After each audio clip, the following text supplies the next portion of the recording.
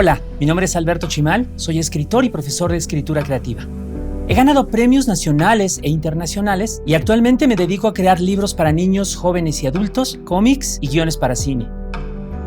Las historias de fantasía, ciencia ficción y muchos otros géneros necesitan inventar personajes, sucesos y lugares que no sean los de la vida cotidiana. Además, sus mundos deben ser consistentes para que podamos dejarnos atrapar por ellos. A la tarea de construir esos mundos la llamamos world building y consiste en crear toda la información necesaria para que nuestra propia imaginación se adentre con facilidad en esos espacios inventados, por extraños que puedan ser. En este curso de Doméstica aprenderás los fundamentos del world building, que sirve para crear historias y mundos en libros, videojuegos, películas y cualquier otro medio.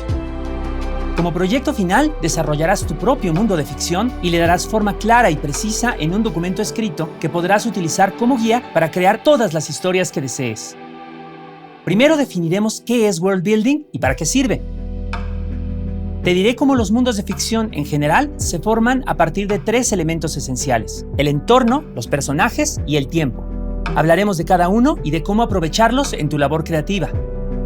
Comenzaremos a pensar en historias dentro de tu mundo de ficción y lo describiremos de forma general.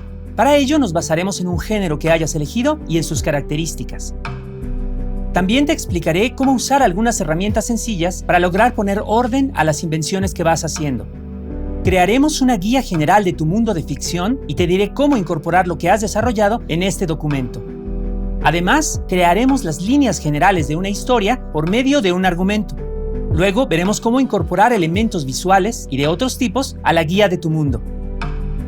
Finalmente, te daré algunos consejos sobre cómo dar los últimos pasos del primer proyecto narrativo de tu mundo. Y te daré algunas recomendaciones para continuar desarrollándolo y disfrutando esta tarea creativa. Al finalizar este curso, serás capaz de crear tus propios mundos de ficción para tus historias. Este curso está dirigido a cualquier persona interesada en crear historias, sin importar el medio en el que quieran crearlas.